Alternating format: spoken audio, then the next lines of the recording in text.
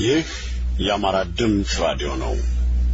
የአማራ ድምጽ ራዲዮ በተለያዩ የመገናኛ መዋቅሮች ማለትም ለኢትዮጵያና አካባቢው ሀገሮች ለሚገኙ አድማጮቻችን በቴሌስላር የሳተላይት አገልግሎት በመላው ዓለም ለሚገኙ አድማጮቻችን በእጅ በሚያዝ የኮምፒውተር ማሰራጫ ፕሮግራም በዩቲዩብ እና በሌሎች የድረገጽ መስመሮች በሰሜን አሜሪካና በሌሎች ሀገሮች ለሚገኙ አድማጮቻችን ደግሞ በስልክ ደውሎ ማድመጫ መስመሮች የሚያሰራጨውን ዝግጅቱን አሁን ጀመረ።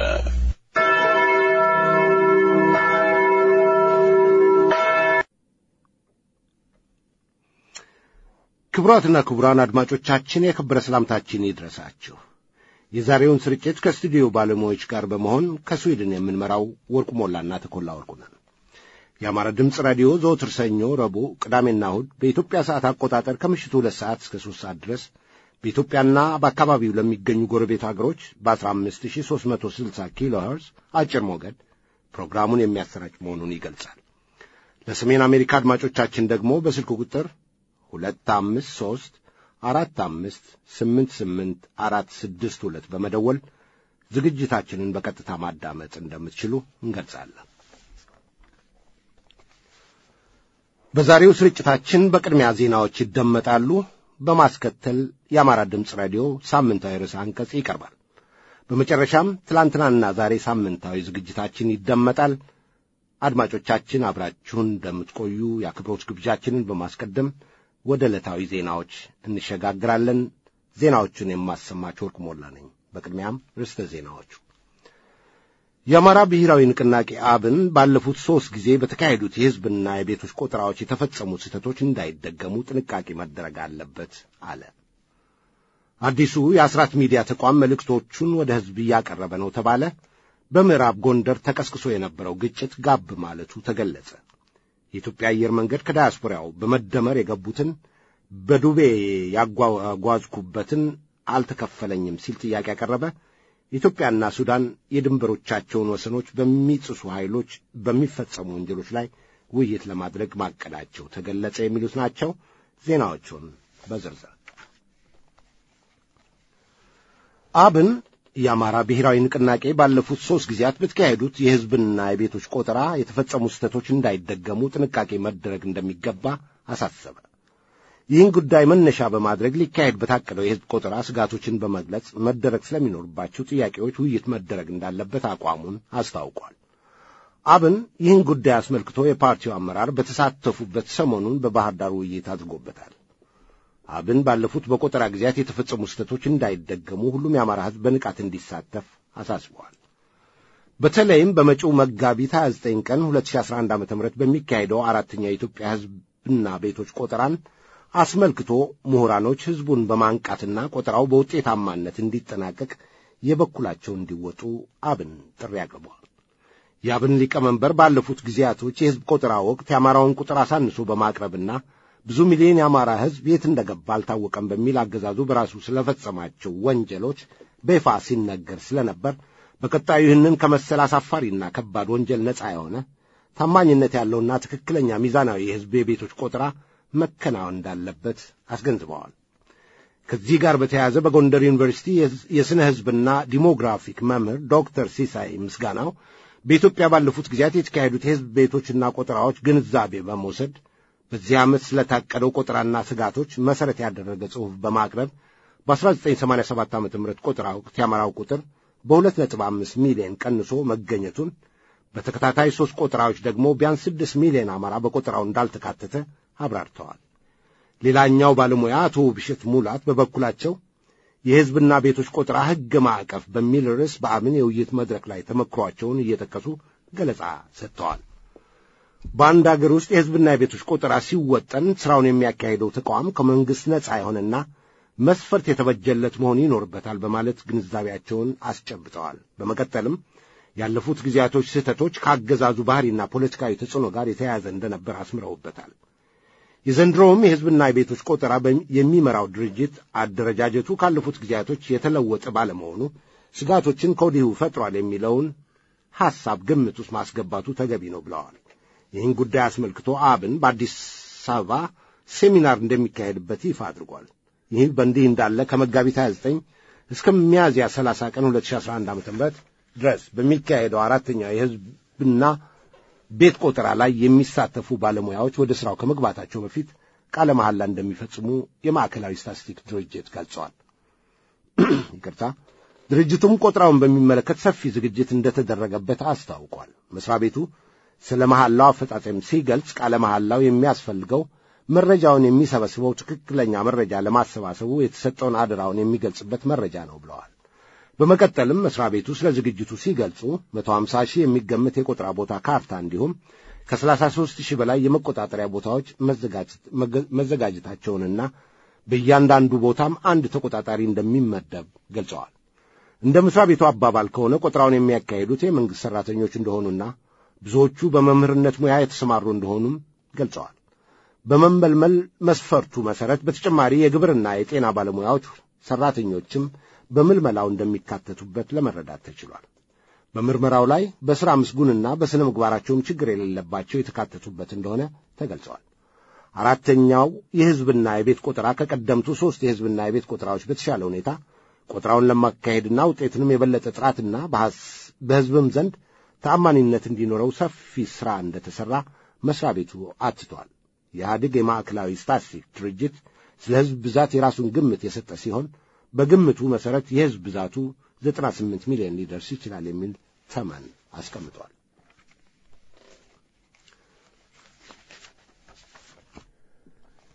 የአስራት ሚዲያ ተቋም መልእክቶቹን ወደ ሕዝብ እያቀረበ መሆኑን ከአገር የደረሰን ዜና ገለጸ።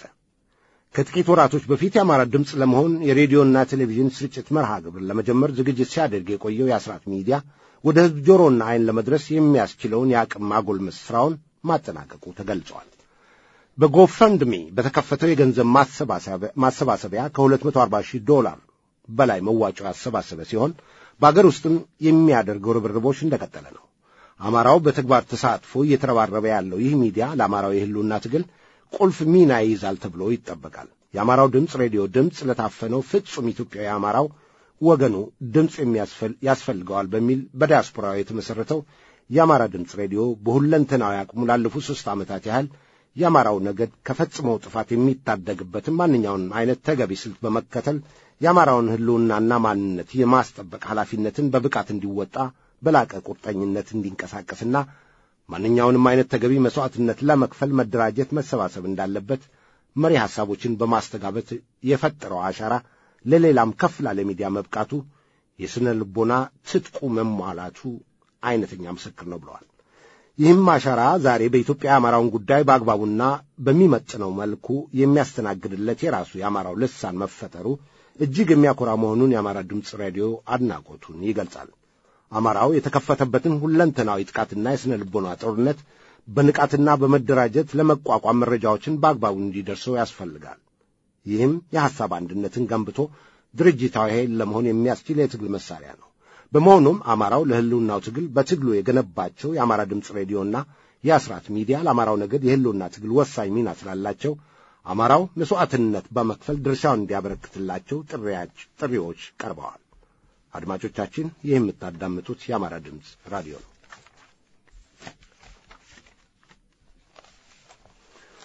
በምዕራብ ጎንደር ዞን ተከስቶ የነበረው ግጭት ጋብ ማለቱና የአካባቢው ሕዝብ ለሽምግልናና ዕርቀ ሰላም ለማውረድ ፈቃደኝነቱን እያሳየ ነው ተባለ። በምዕራብ ጎንደር ዞንና አካባቢው በወያኔ ምልምሎች የተነሳው ግጭት ጋብ ካለ ወዲህ የአካባቢው የአማራ ሕዝብ ቅማንትን ጨምሮ የሕዝብ ተወካዮች ድርድር እንደጀመሩና ከሁለቱም ወገን የሃይማኖት አባቶችና የአገር ሽማግሌዎች እንደተካተቱበት ለመረዳት ተችሏል። የድርድሩ መንፈስ ልዩነት የሌለባቸውን በተለይም የወያኔ መሳሪያ ሆነው የሚያገለግሉትን በአብሮነት የተዋህደውን የአንድነት ውህደት እሴቶች በመከባበርና በመፈቃቀር ሰላም ለመፍጠር ታስቦ መሆኑንም ከአካባቢው የደረሰን ዜና ገልጿል። በዜጎች ሞትና የንብረት ውድመት ተጠቃሚዎቹ የጸረ አማራ ኃይሎች ብቻ እንደሆኑም ውይይቱን የሚያስተናግዱት አስምረውበታል። በመቀጠልም አማራውን ለያይቶ በየመንደሩ በማቆም የፖለቲካ ትርፍ ለማግኘት ከሚራወጡት በዋነኛነት ወያኔ ሲሆን ለዚህም ርኩስ ተግባሩ በአማራ አብሮ መኖርና ባህል እንዲሁም የጋራ ታሪክ በማጠልሸት የቅማንትና የአማራ ጉዳይ በሚል የሚሰጠው ዲስኩር የህልውናችንን ተጻራሪ መሆኑን መረዳት ይኖርብናል ብለዋል። የሕይወት ያገዛዝ ዘመን ቁርሾዎች የተለያየ መልክና ቅርጽ እየያዘ በህብረተሰቡ ውስጥ የተተከለ በመሆኑ ይህንን ወያኔያዊ መርዝ መንቀል የሁሉም የአማራ ኃላፊነትና ግዴታ መሆኑንም አስገንዝበዋል። የወያኔ ሰራዊት ለጸጥታ ማስከበር በሚል ሽፋን በአካባቢው ተሰማርቶ ከታጠቀ የሽፍታ ቡድን ጋር በመቆሙ ምክንያት ሰላም ለማውረድ አለመሞከሩ የአማራውን መጥፋት ከሚሰሩ ኃይላት አንዱ እንደሆነና አማራው ይህንን ደባ እያየ ወደ ራሱ ጥቅምና ህልውና መመልከት ካልቻለ ሴራው የተለያዩ መሰሪ ሥራዎችን ይዞ እንደሚቀጥል አሸማጋዮቹ ከወዲሁ አሳስበዋል። ውይይቱን ወደ ዘላቂ አስተማማኝ ሰላም ለማሸጋገር የፊታችን አርብ ቀጠሮ መያዙንና ሁሉን አቀፍ የጋራ መግባባት ለማድረግ ሰፊ ጥሪ እንደተላለፈም ለመረዳት ተችሏል። በሌላ በኩል ደግሞ ይህን የሰላም ጥሪ ለማፍረስ ወያኔ እየተንቀሳቀሰ መሆኑንና በሽምግልናው ያልተሳተፉትን በማባበል ወደ መቀሌ ጠርቶ እያወያየ መሆኑ ተገልጿል። በዶክተር አብይ የሚመራው የኢህአዴግ አገዛዝ አባል የሆነ ድርጅት በሌላ ክልል ውስጥ የሽፍትነት ሥራ እየሠራ ዝም ብሎ ማየቱ የአገር መሪነት ችሎታውን አጠያያቂ ያደርገዋል ያሉ ወገኖች የዶክተር አብይ አገዛዝ በወያኔ ቁጥጥር ስር እንዳለ አመላካች ነው ብለዋል።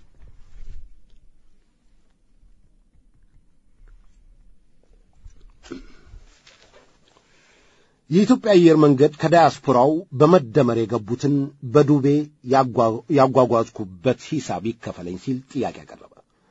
በዶክተር አብይ የመደመር ፖለቲካ ላለፉት 7 ወሮች ያህል እየገቡ ያሉትን የስም ተቃዋሚዎች ለማመላለስ ትእዛዝ የሰጠው የኢህአዴግ የውጭ ጉዳይ ሚኒስቴር ሲሆን በተቃዋሚነት የተሰየሙትን መንገደኞች የመጓጓዣ ወጪ 14 ሚሊዮን ብር በላይ እንደሆነም አየር መንገዱ ገልጿል። ይህን የመሰለ የዱቤ አገልግሎት መስጠት በአየር መንገዱ ያልተለመደ ነው ያለው መስሪያ ቤቱ ገንዘቡ እንዲከፈለው ቢያሳስብም ምላሽ እንዳላገኘ ቅሬታውን ገልጾ ለወደፊቱ ይህንን መሰሉል እንደማያደርግ ማስጠንቀቂያ ሰጥቷል። የኢህአዴግ የውጭ ጉዳይ ሚኒስቴር የስም ተቃዋሚዎችን በአዲስ አበባ ሰብስቦ በቀናበል ሂሳብ እያስተናገደ ሲሆን የሆቴል መስተናገጃውም የኢትዮጵያ ሕዝብ አንጡራ ሀብት እየባከነ መሆኑን ብዙዎች እያነጋገረ ነው። በመደመር ፖለቲካ ከዲያስፖራው የሄዱት ቁጥራቸው ብዙ ሲሆን አብዛኛዎቹ የግንቦት 7 የሚባለው ጸረ አማራ ድርጅት ደጋፊዎች እንደሆኑም ለመረዳት ተችሏል። ከቅርብ ጊዜ ወዲህ እነዚህ በኢትዮጵያ ሕዝብ የሚቀለቡ የዲያስፖራ የስም ተቃዋሚዎች ለዶክተር አብይ ፖለቲካ ተገዥነን በማለት ከስም ተቃዋሚነት ወደ ታማኝ የአብይ ጉዳይ አስፈጻሚነት የተሸጋገሩ ሲሆን መቼና እንዴት ከሆቴል ወጥተው በራሳቸው እንደሚተዳደሩ የታወቀ ነገር የለም። አየር መንገዱ ከአሁን በፊት በወያኔ ትእዛዝ ለትግርኛ ተናጋሪዎች በየዓመቱ በግማሽ ዋጋ ከአሜሪካና አውሮፓ የሚጓጓዙ ትኬት በመሸጥ የአገር ሀብት ሲመዘብር እንደነበር ይታወቃል። በአብይ ዘመን ደግሞ በውጭ ጉዳይ ሚኒስቴር ትእዛዝ በዱቤ ትኬት ሸጦ አልተከፈለኝም የሚል አቤቱታ ማቅረቡ ተገቢ አይደለም ያሉ ወገኖች አዲሱ ገዢ ስልጣን ላይ የወጡት ለራሳቸው ዝና ሲሉ የአገር ሀብት ለማባከን ያላቸውን ሞራል ግልጽ አድርጎታል ብለዋል። በመጨረሻም ኢትዮጵያና ሱዳን የድንበሮቻቸውን ወሰኖች በመጣስ በመፈጸም ላይ ስላሉ ወንጀሎች ውይይት ለማድረግ ማቀዳቸው ተገለጸ። ውይይቱም በሚቀጥለው ሳምንት አርብ እንደሚጀመር ለመረዳት ተችሏል። ከዚህም ጋር ተያይዞ ሱዳን የእርሻ መሬቴን ተነጥቄያለሁ የሚል አቤቱታ በማቅረቧ ምክንያት በውይይቱ ላይ እንደሚነሳ ተገልጿል። የትግሬ ወያኔ የሥልጣን መገለል ጋር በተያያዘ ከሱዳን የወያኔ ካድሬዎች ባለሥልጣናት ጋር በመሰበጣጠር መሳሪያዎች በገፍ ወደ ተለያዩ የኢትዮጵያ ክፍሎች ሲሸጋገሩ መቆየታቸው ሲዘገብ ቆይቷል። የሱዳኑ አልባሽር ከወያኔ ጋር በነበረው የጠበቀ ግንኙነት የመሳሪያ ሽግግሩ እንዲካሄድ ሽፋን ሲሰጥ መቆየቱን የውስጥ አዋቂዎች ገልጸዋል። ይህን ጉዳይ አስመልክቶ በቅርቡ የኢህአዴግ የውጭ ጉዳይ ሚኒስቴር በአፍሪካ ህብረት ጉባኤ ላይ ለሱዳን መንግሥት ተቃውሞውን አሰምቷል። በተቃውሞው ላይ የዲፕሎማቲክ ግንኙነት ላይም ተጽዕኖ ሊያደርግ እንደሚችልም የማስፈራራት መግለጫ እንደሰጠም ተገልጿል። ባለፈው ነሐሴ ወር ላይ በሁለቱም አገሮች ድንበር ላይ የጋራ ጦር ለማስፈር ታቅዶ እንደነበርና ይህም ጦር በድንበራቸው የሚንቀሳቀሱና ማንኛውንም ሕጋዊነት የሌላቸው ለመግታት መሳሪያ የታጠቁ የተቃዋሚ ኃይሎችን መውጫ መግቢያ ኬላዎችን መዝጋት፣ ዜጎችን ለስደት ጉዞ የሚያሸጋግሩትን ነጋዴዎች ማስቆም የመሳሰሉት እንዲታቀቡ ለማድረግ መሆኑ በወቅቱ መገለጹ ይታወሳል። ይህ ዕቅድ በሥራ ላይ ሳይውል ከቆየ በኋላ በወያኔ ቸርነት የተሰጠው የአማራው ለም መሬት ጉዳይ የቀሰቀሰው የግጭት ስጋት በድንበሮች አካባቢ መጠነኛ መቆሳቆስን አስፍኖ ከቆየ በኋላ በቅርቡ የአማራ አርሶ አደሮች የይገባናል ጥያቄ በመያዝ ማልማት መጀመራቸውን የሱዳን መንግሥት ገልጿል። በገዳሪፍ አውራጃ የሚገኝ የእርሻ ስፍራ በወያኔ ትእዛዝ ወደ ሱዳን መካለሉን የማይቀበሉ የአካባቢው ነዋሪዎች የማልማት ሥራ መሰማራታቸውን አስመልክቶ የሱዳን መንግሥት አቤቱታ ቢያሰማም የኢህአዴግ አገዛዝ በጉዳዩ ዙሪያ መልስ መስጠቱ አልተሰማም። በቀደሙት ጊዜያቶች በወያኔና በሱዳን አልባሽር መካከል የተደረሰበት የድንበር ውል ሕጋዊነት እንደሌለው ተቃውሞ ሲቀርብበት የቆየ ሲሆን በሁለቱ አገሮች መካከል ያለው የወሰን ጥያቄ ታሪክን ግንዛቤ ያደረገ ዓለም አቀፍ ዕውቅና ሊያገኝ በሚችል ሁኔታ እንደገና እንዲታይ ማሳሰቢያ ለኢህአዴግ አገዛዝ መሰጠቱንም ለመረዳት ተችሏል። አድማጮቻችን፣ ከአማራ ድምፅ ራዲዮ የቀረቡት ዜናዎች በዚሁ ይጠናቀቃል።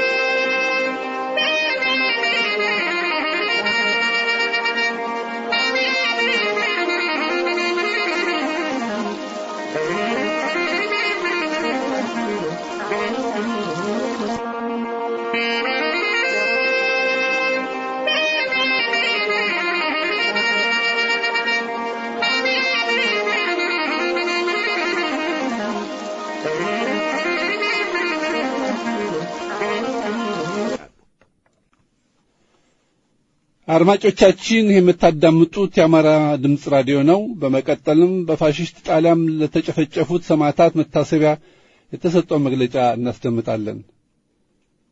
ኢትዮጵያውያኖች የካቲት 12 ቀን 1929 ዓ.ም ሰማዕታትን ይዘክራሉ።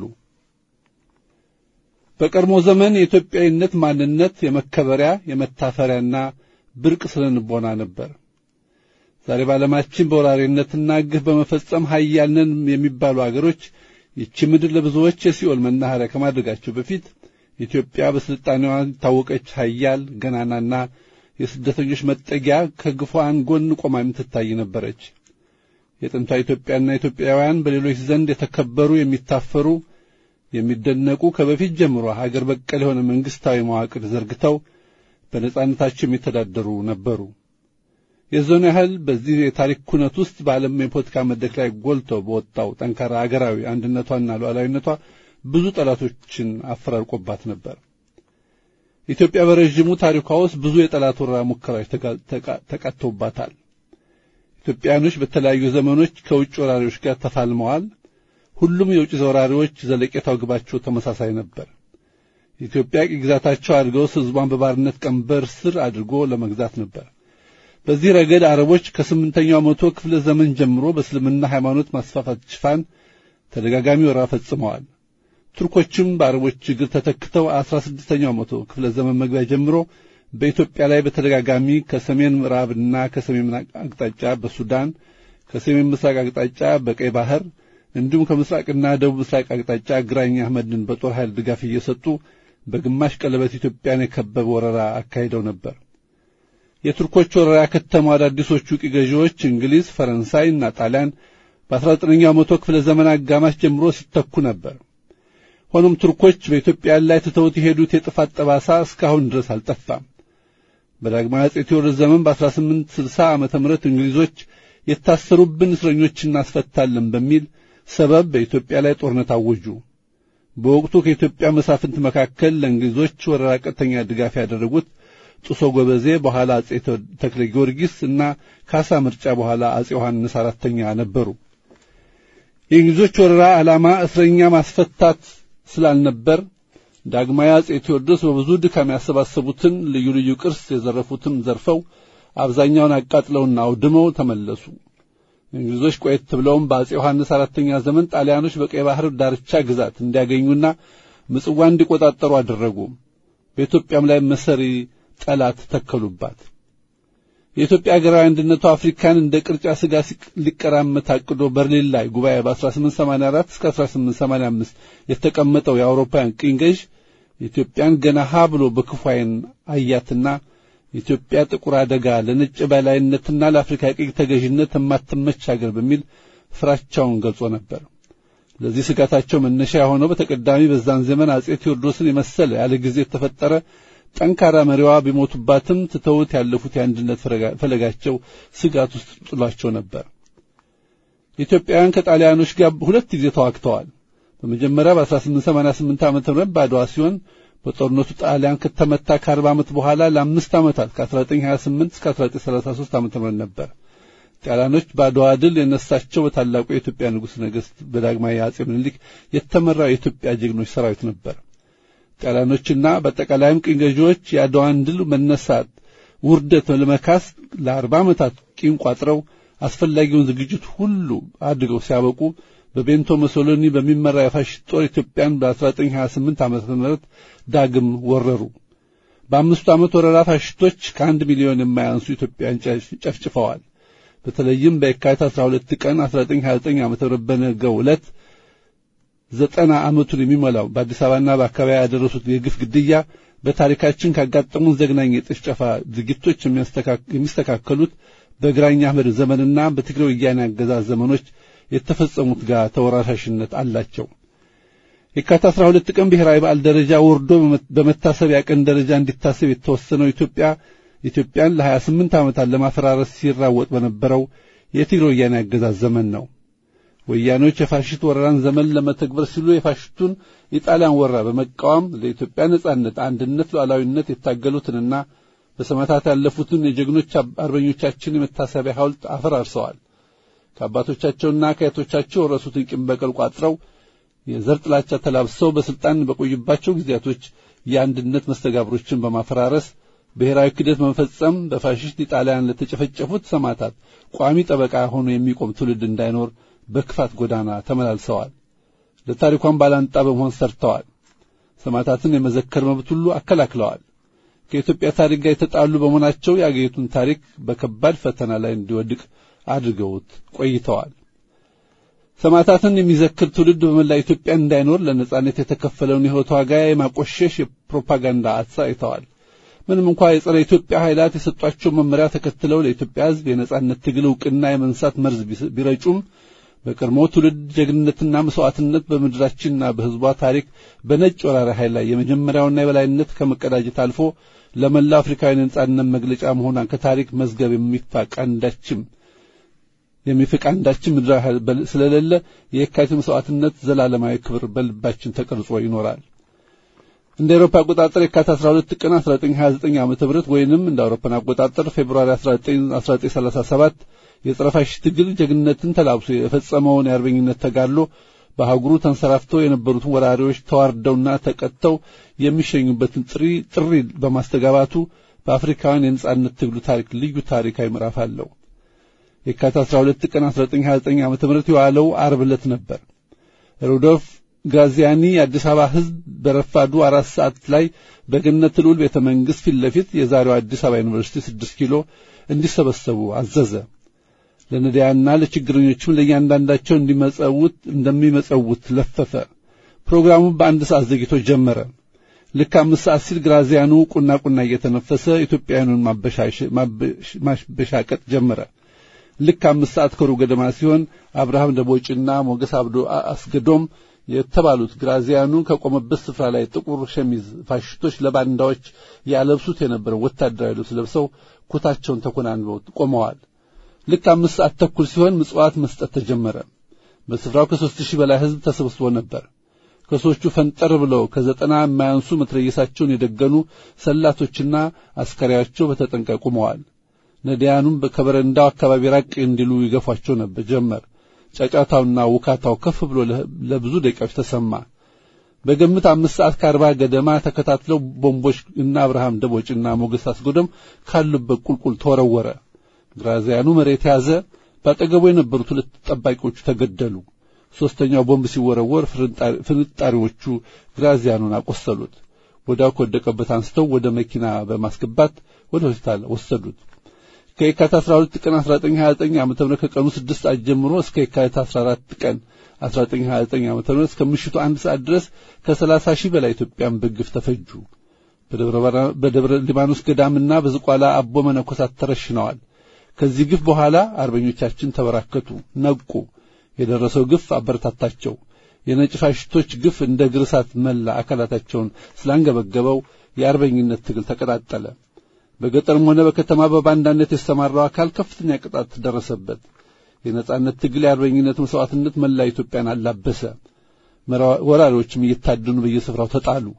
ኢትዮጵያ በ5 ዓመቱ የመከራ ዘመን 1 ሚሊዮን ዜጎቿን በፋሽስቱ ጣሊያን የግፍ እርምጃ አጥታለች።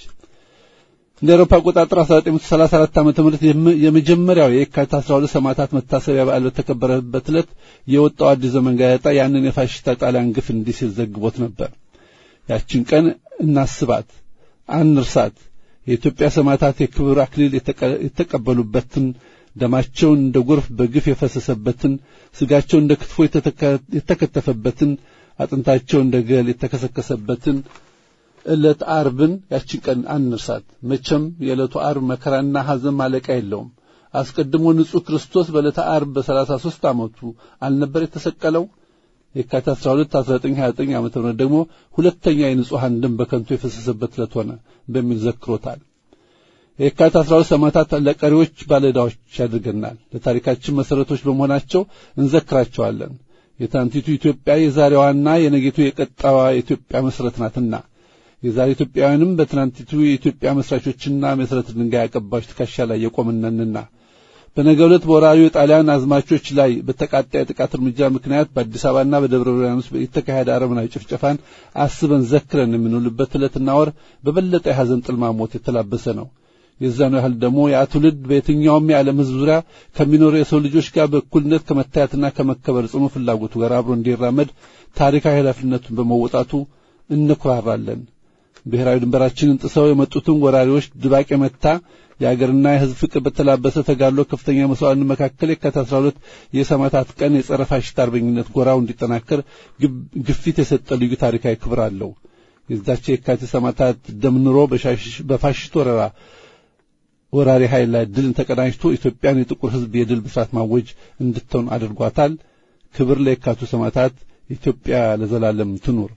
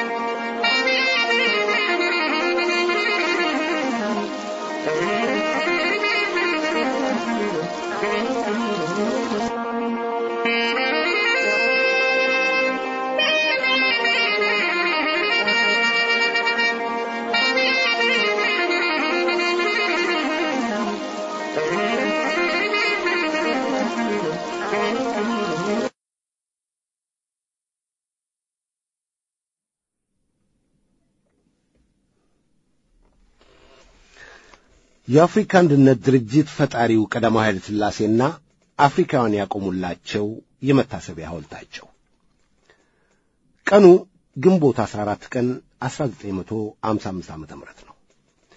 የኢትዮጵያ ንጉሠ ነገሥት ቀዳማዊ ኃይለ ሥላሴ 32 ነጻ የአፍሪካ መሪዎችን በአዲስ አበባ ሰብስበው በዚህ በዛሬው ቀን በዚች በዋና ከተማችን በአዲስ አበባ የዚህ ታሪክ ጉባኤ ተካፋይ ለመሆን የመጣችሁትን የነጻ አፍሪካ ሀገሮች መሪዎች ወንድሞቻችን በራሳችንና በመላው የኢትዮጵያ ሕዝብ ስም ስንቀበል በጣም ደስ ይለናል። ይህ ዛሬ እኛ የአፍሪካ ነጻ መንግስታት መሪዎች የምናደርገው ጉባኤ በዓለም ላይ እስካሁን ድረስ ተወዳዳሪ የለውም። የዚህ ታላቅ ጉባኤ መደረግና የመላው አፍሪካ ሀገሮች መሪዎች ተካፋይ መሆን ለዚህ ክፍለ ዓለማችንና በውስጧም ስለሚገኙት ሕዝቦቻችን ላለን ጥልቅ አሳቢነት አይነተኛ ምስክር ነው።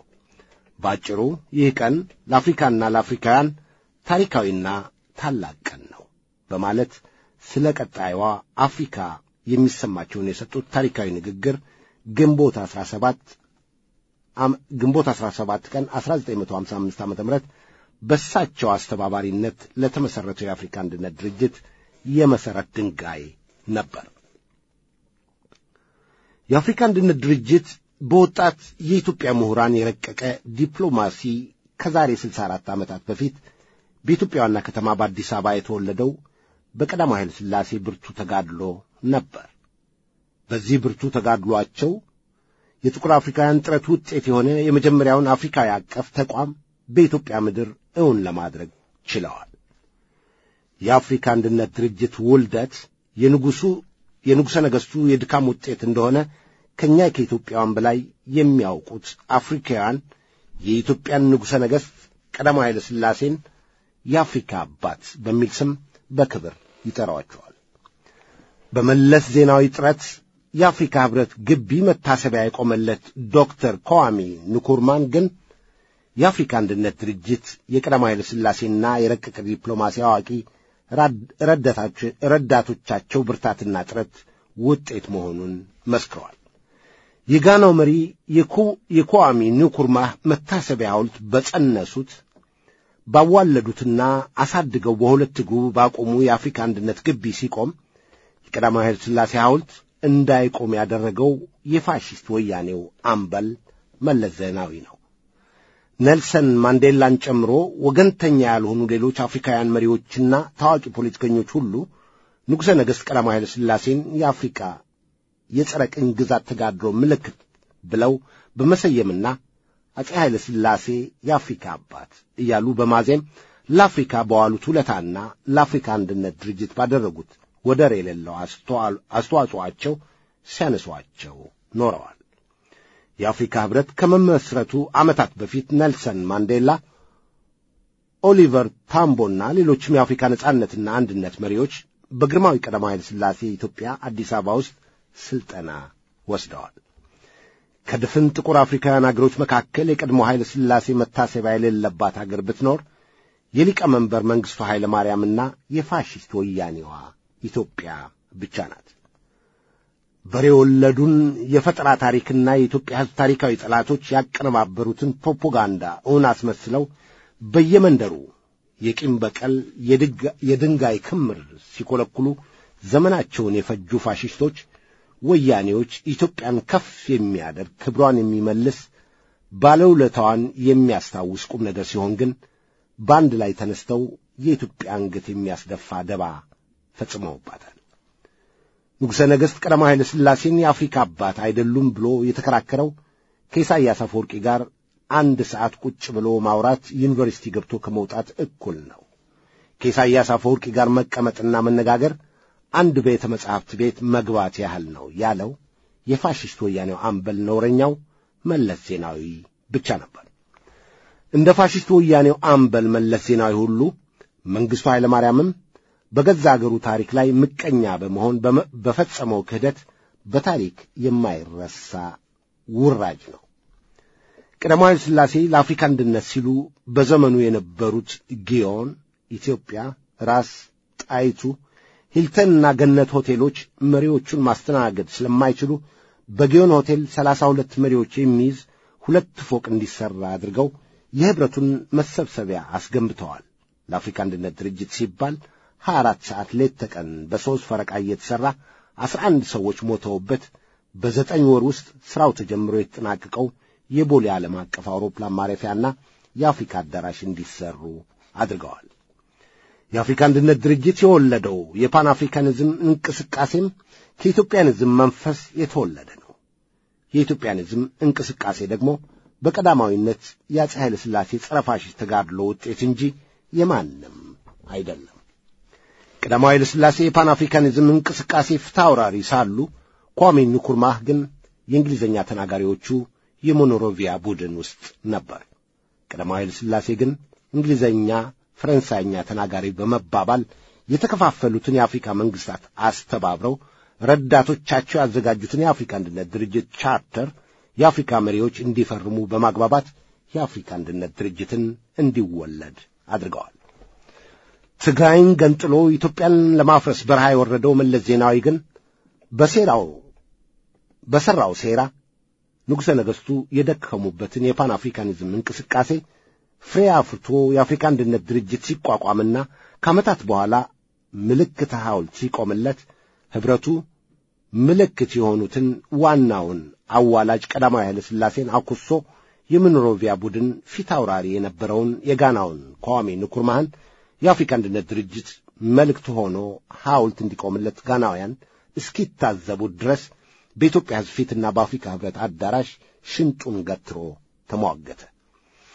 የኢትዮጵያ አገልጋዮች ከነበሩት መካከል የቀዳማዊን ተርታ የሚይዙት የታላቁ ምሁርና ታዋቂው ኢትዮጵያ የውጭ ጉዳይ ሚኒስትር አቶ ከተማ ይፍሩ ግን ከመሞታቸው 2 ዓመት በፊት የአፍሪካን አንድነት ድርጅት ታሪክ አስመልክቶ ከአሜሪካ ድምፅ የአማርኛው ክፍል ጋር ባደረጉት ቃለ ምልልስ ማን ያውራ የነበረ ማን ያርዳ የቀበረ እንዲል ቢሉ ከፍ ሲል የቀረበው የመለስ ዜናዊ የኳሜ ንኩርማህን ቀዳሚ የአፍሪካ አንድነት ድርጅት ምልክትነት ንኩርማህ ዕድል አግኝቶ ተመልሶ ቢነሳ የአፍሪካ አባት ቀዳማዊ ኃይለ ሥላሴ ስለመሆናቸው በእርግጠኝነት እንደሚመሰክር ተናግረዋል።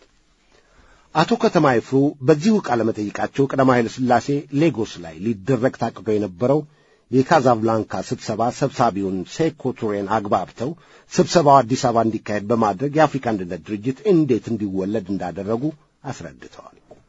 በቀዳማዊ ኃይለ ሥላሴ ዘመነ መንግሥት ለ10 ዓመታት ያህል የኢትዮጵያ የውጭ ጉዳይ ሚኒስትር ሆነው ያገለገሉት ታላቁ አቶ ከተማ ይፍሩ እንደ ኤሮፓ አቆጣጠር በ1961 ዓ.ም በተካሄደው የተባበሩት መንግስታት ጠቅላላ ጉባኤ ላይ ባሰሙት ታሪካዊ ንግግር የአፍሪካ አገሮች ሁሉ ከቅኝ ነጻ እንዲወጡ በተለያዩ የአፍሪካ አገሮች በቅኝ ግዛት የሚገኙ አፍሪካውያን ላይ የሚካሄደው የቅኝ ገዢዎች ጭቆና፣ ጭፍጨፋና አፈና በአስቸኳይ እንዲቆም በልዑካኖቻቸውና በንጉሠ ነገሥቱ መንግሥት ስም የኢትዮጵያን የተጋድሎ ጥሪ አሰምተው የአፍሪካውያንን በአንድነት መቆም አስፈላጊነትና የጋራ አህጉር አቀፍ ድርጅት ፈጥሮ መታገል ወቅታዊነትን ገና እነ ኳሜ ንኩርማህ የሞኖሮቪያን ማኅበር ሳያደራጁ ተናግረው ነበር።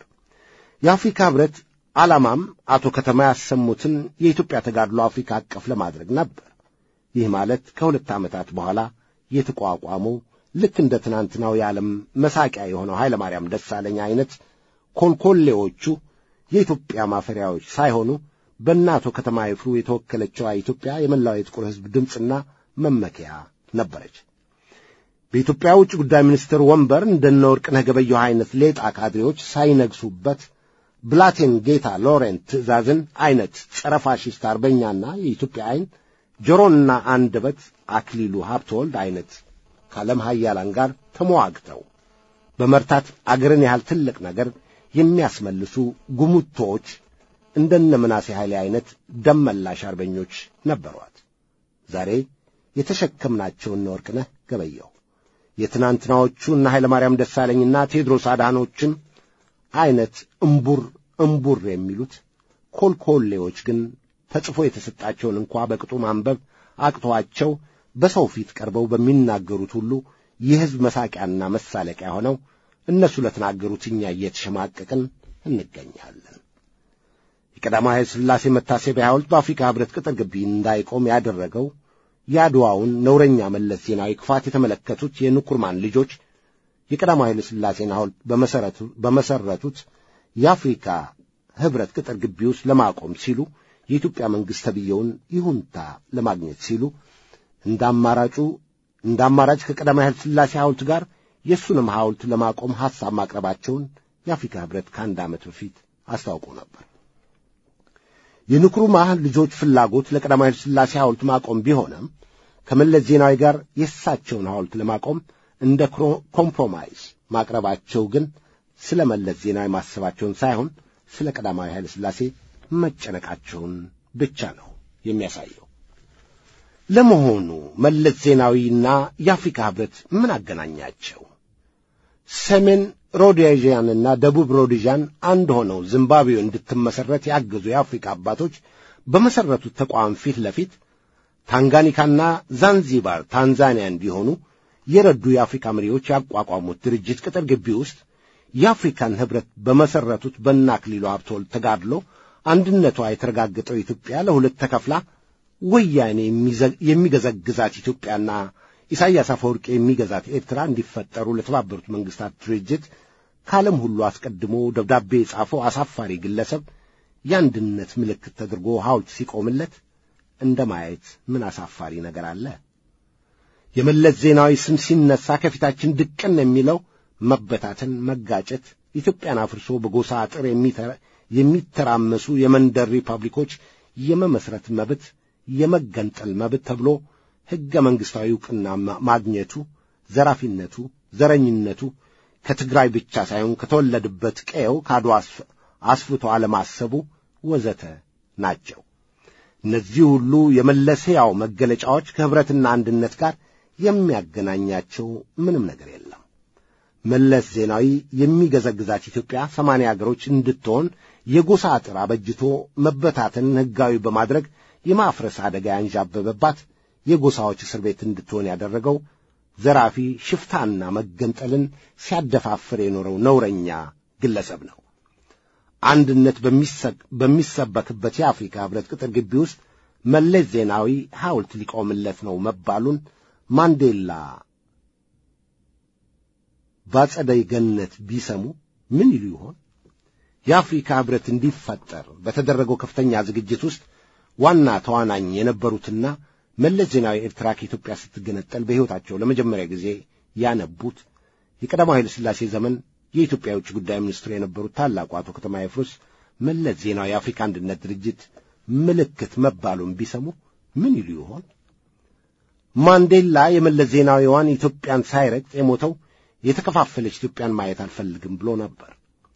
ለመለስ ዜናዊ በአፍሪካ ህብረት ቅጥር ግቢ ውስጥ ሐውልት ማቆም ማለት ኒውዮርክ በሚገኘው ብሔራዊ የመስከረም 11 መታሰቢያና ቤተ መዘክር ግቢ ውስጥ የቢላዲንን ሐውልት እንደማቆም ማለት ነው። ስለ እውነት መለስ ዜናዊና አንድነት ምን አገናኛቸው?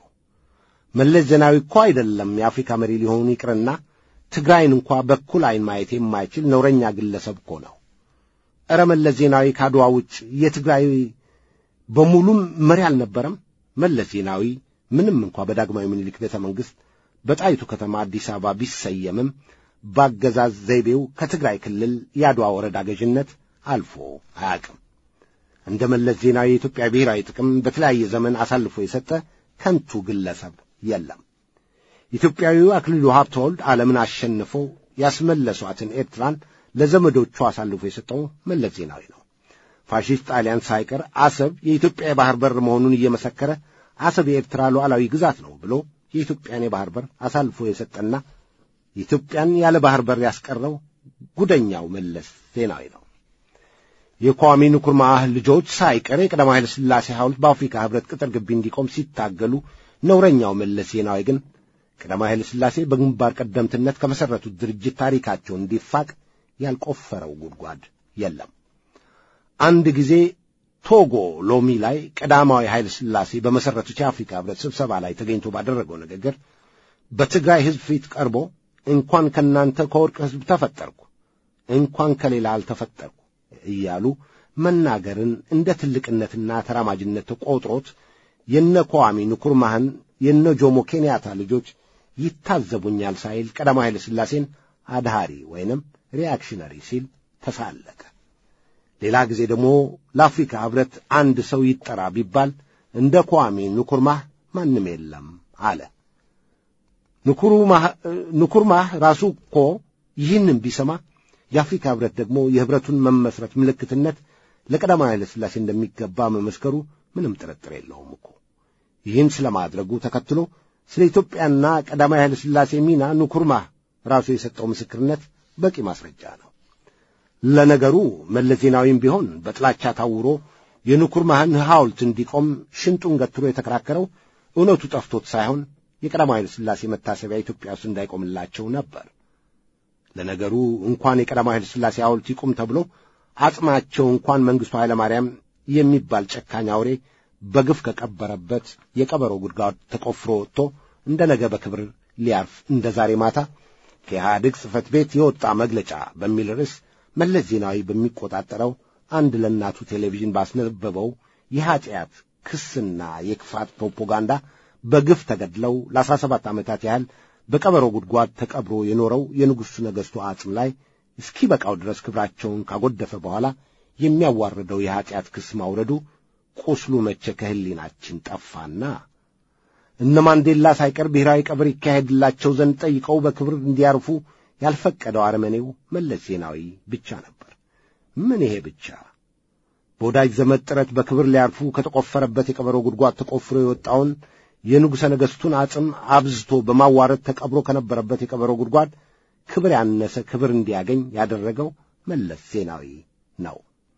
የመለስ ዜናዊ ሐውልት መቆም ካለበት ሊቆምለት የሚገባው ቀዳማዊ ኃይለ ሥላሴ በመሠረቱትና አንድነትና ኅብረት በሚሰበክበት የአፍሪካ ኅብረት ቅጥር ግቢ ውስጥ ሳይሆን ከመለስ ዜናዊ ጋር ኢትዮጵያን ተቃውሞ አገር ለመመስረት ጫካ የገቡት እነ ኦነግ፣ ኢህአፓ፣ ሻዕቢያ፣ ጀብሃ፣ መኢሶን ወዘተ በወያኔ አጋፋሪነት ተሰባስበው ኅብረት ይመስርቱና ቢፈልጉ ደደቢት በረሃ አለያም አሲምባ ተራራ ቢያሻቸው መቃዲሾ ዛያድ ባሬ ቤተ መንግሥት ወይንም ናቅፋ ተራራ ላይ በእጁ መዶሻና አካፋ በትከሻው ደግሞ ቀይ ባንዲራውን አስይዘው ሐውልት ያቁሙለት።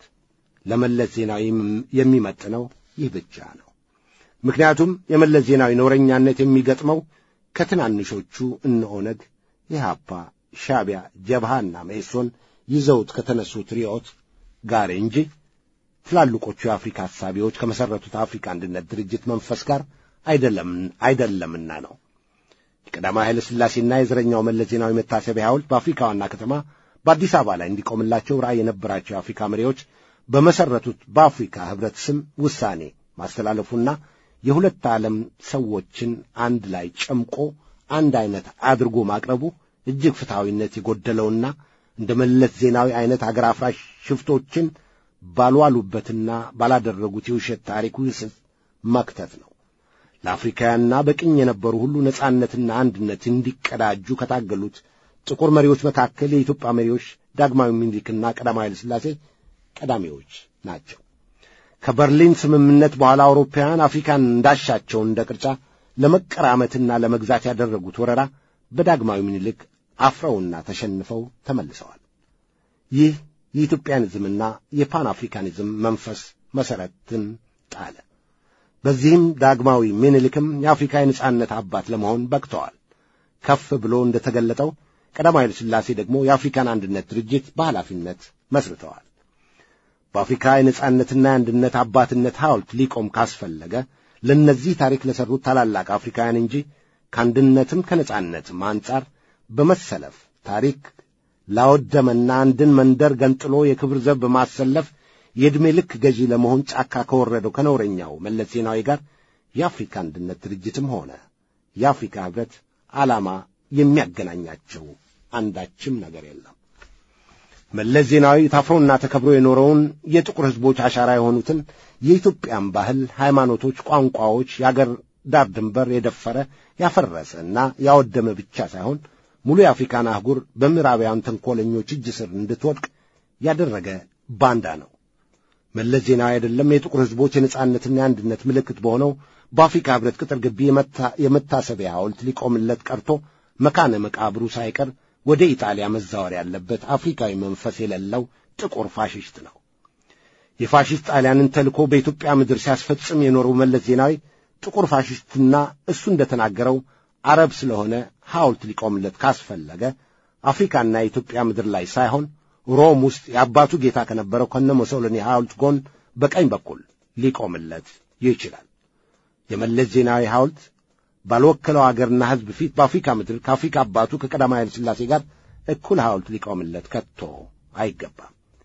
የራሱን አገር ከጠላት በላይ የሚጠላው መለስ ዜናዊ እንኳን የአፍሪካ አባት የኢትዮጵያ መሪ ከቶ ሊባል አይችልም። መለስ ዜናዊ የኢትዮጵያ መንግሥት ለመባል ቀርቶ የኢትዮጵያ ጠላት መባል ራሱ ያንስበታል። አገር ያፈረሰው ያ ትውልድ በፈጠራ ታሪክ ያደበዘዛቸው ንጉሠ ነገሥት ቀዳማዊ ኃይለ ሥላሴ ስም ግን ከመቃብር በላይ ይውላል ነውና የባንዳው ልጅ መለስ ዜናዊ በግንባር ቀደምትነት ከመሰረቱት ድርጅት ታሪክ ሊፍቃቸው ቢሞክርም ስለ አፍሪካ ህብረት በሰሩት የተደነቀ ታሪካቸው በእውነተኛ አፍሪካውያን ዘንድ የአፍሪካ ህብረት በተከበረ ቁጥር ከመቃብር በላይ የዋለው ስማቸው እየተጠራ ለአገራቸውና ለአፍሪካ ስለዋሉት ዘመን አይሽሬ ሥራቸው ሁልጊዜ ሲዘከሩ ይኖራሉ። የእነ ንክሩማህ ልጆችም ኢትዮጵያ ላጣጣለቻቸው መሪዋ መታሰቢያ ሐውልት ማቆማቸው ያስመሰግናቸዋል። የእነ ንክሩማህ ልጆች በሰሩት በዚህ ታሪክ ግን ኢትዮጵያ ልትኮራ ሳይሆን ልታፍር ይገባታል።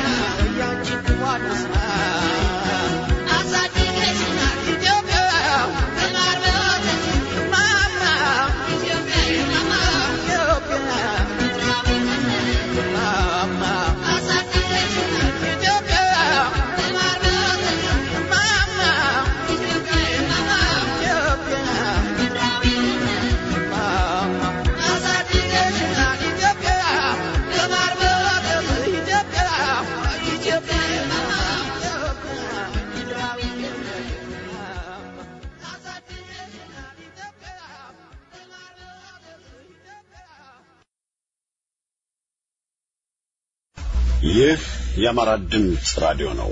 ይህ ለኢትዮጵያውያን በተለይም ለአማራው ልሳን የሆነ የብዙሃን መገናኛ አገልግሎት ተጠናክሮ እንዲቀጥል የአድማጮቻችን ድጋፍ ወሳኝ ነው። የማያቋርጥ ድጋፋችሁ እንዳይለየን እናሳስባለን።